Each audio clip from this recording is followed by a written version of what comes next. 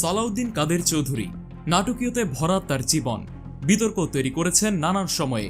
মানবতা বিরোধী অপরাধের মামলায় ট্রাইব্যুনালে দেয়া জবানবন্দিতে সালাউদ্দিন কাদের চৌধুরী কথা বলেছেন তার জীবনের নানা অধ্যায় নিয়ে।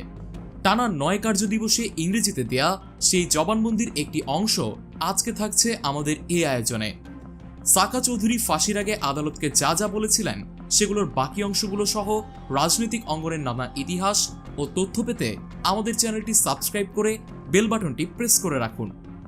জবানবন্দির শুরুতে তিনি বলেন, আমার নাম সালাউদ্দিন কাদের চৌধুরী, জন্ম ১৩ই মার্চ ১৯৪৯।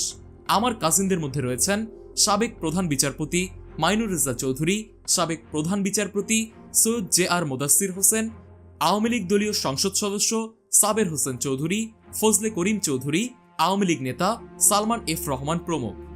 আমার বাবার নাম এ.কে.এম. ফজলুল কাদের চৌধুরী। তার সূত্রেই আমি এ মামলার আসামি হয়েছি, তাই তার ব্যাপারে তো বিস্তারিত বলতেই হবে। এখানে একজন প্রফেসর সাক্ষ্য দিয়ে গেছেন, যিনি ৪০ বছর ধরে নিজের জন্মস্থান নিয়ে মিথ্যা বলেছেন। ফজলুল কাদের চৌধুরী ১৯১৯ সালের ২৬শে মার্চ জন্মগ্রহণ করেছিলেন। তিনি নোয়াখালী জিলা স্কুল, বরিশাল বিএম কলেজ এবং কলকাতা প্রেসিডেন্সি কলেজে শিক্ষাজীবন অতিবাহিত করেন। প্রেসিডেন্সি কলেজের ছাত্র থাকাকালে তিনি থাকতেন কারমাইকেল হোস্টেলে। মেধাবী এবং এলিট পরিবারের শিক্ষার্থীরা সে হোস্টেলেই থাকতেন। ফজলুল কাদের চৌধুরী ২ বার ওই হোস্টেলের নির্বাচিত ভিপি ছিলেন। ফরমাল চার্জে আমার বিরুদ্ধে যেসব অভিযোগ উত্থাপন করা হয়েছে তার প্রতিটি লাইনের জবাব আমি দেব।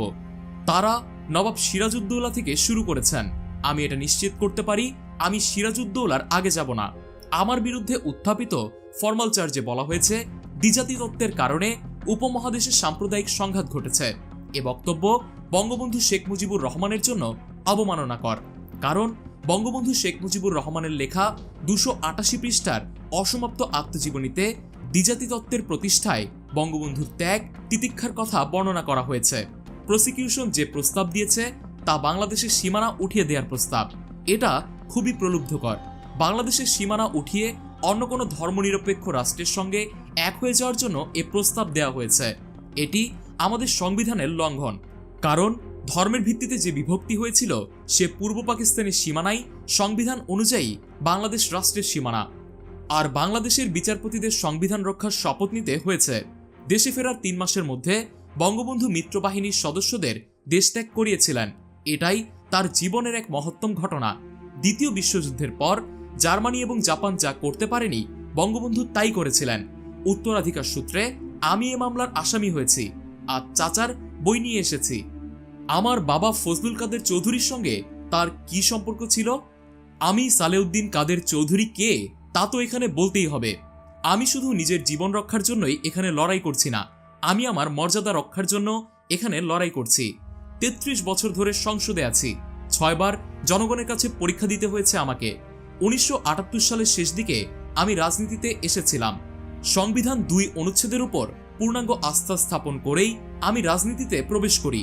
১৯৭১ সালের ২৬শে মার্চ পর্যন্ত সাম্প্রদায়িকতার ভিত্তিতে নির্ধারিত তৎকালীন পূর্ব পাকিস্তানের সীমানাকে স্বীকৃতি দেওয়ার মাধ্যমে দ্বিজাতি তত্ত্বের প্রতি সুনিশ্চিতভাবে বঙ্গবন্ধু শেখ মুজিবুর রহমানের অঙ্গীকার প্রকাশ পায়। প্রসিকিউশন দ্বিজাতি তত্ত্বের বিরোধিতা করে যে প্রস্তাব দিয়েছে তা দ্বিজাতি তত্ত্বের প্রতি এক ধরনের বিদ্রূপ, যে তত্ত্বের জন্য বঙ্গবন্ধু শেখ মুজিবুর রহমান ত্যাগ স্বীকার করেছিলেন।